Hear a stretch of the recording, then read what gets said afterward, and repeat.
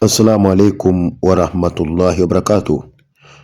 Ndugu Waislamu, huu ni msafara mkubwa uliokuwa umeandaliwa kwa ajili ya kufanya mihadhara mbalimbali vijijini na mijini, na hapa ni baada ya kufika katika mji wa Kwadiboma, wilaya ya Kilindi, mkoani Tanga.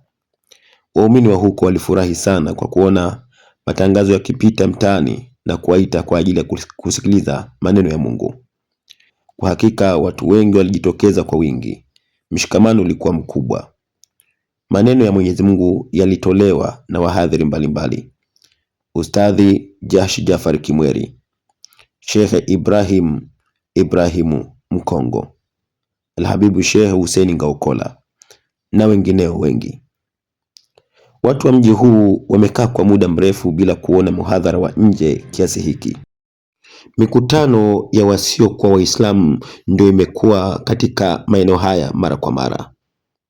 Waislamu hawakupata mawaidha kwa muda mrefu ya uwanjani kama tulivyofanya. Ni kweli wanatuambia kwamba kumekuwa na mawaidha, lakini mengi yamekuwa ya msikitini, lakini ile mikutano ya kukusanya watu viwanjani kwa muda mrefu haijafanyika. Hii ina maana gani? Ikiwa tutaendelea kung'ang'ania misikiti na hatutaweza kutoka na kuwalingania walioko nje, basi sehemu kubwa walioko nje hawatajua dini yetu. Kwa hakika Mwenyezi Mungu ametupa nafasi kubwa, kama alivyompa Nabii Ibrahim pale alipomwambia Nabii Ibrahim waite watu kwa ajili ya kufanya hija. Naye akamwambia Bwana Mtume Muhammad sallallahu alaihi wasallam, ud'u ila sabili rabbika bil hikma, waite watu katika njia ya Mola wako kwa hekima. Kwa hakika ujumbe wowote uliokuwa bora lazima utangazwe, kama vile Mwenyezi Mungu alivyomwamrisha Bwana Mtume Muhammad sallallahu alaihi wasallam awatangazie watu wa Maka na miji mingine ya kwamba yeye ni mtume wa Mwenyezi Mungu.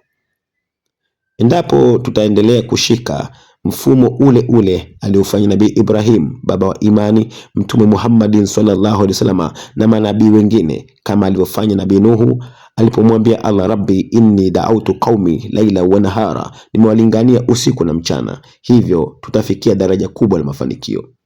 Ndugu zangu Waislamu wote, ningewaombeni kuwa na ushirikiano katika kazi hii.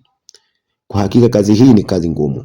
Kuna wakati fulani mnapita mazingira magumu, mvua, baridi, jua kali, na wakati fulani hata vyombo kuharibika, lakini bado tunasimama tukiwa tuna imani kwamba anayetusimamia sio binadamu bali ni Allah.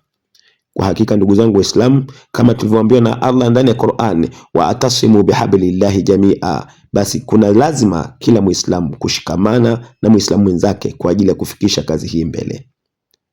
Allah subhanahu wa ta'ala amewasifu Waislamu na kuwapenda kwa kusema, inna Allaha yuhibbu alladhina yukatiluna fi sabilihi safa, wote tushikamane.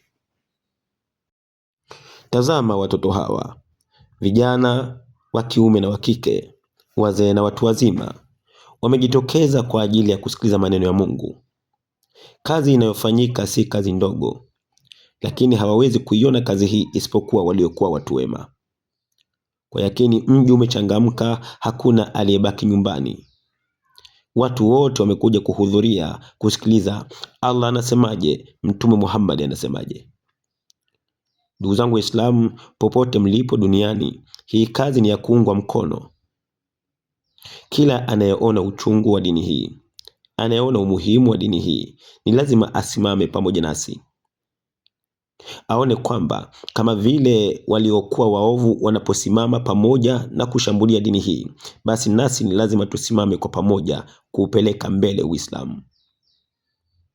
Angalia kiu ya vijana wadogo, watoto wadogo ambao wanategemewa kwa baadaye walivyohudhuria.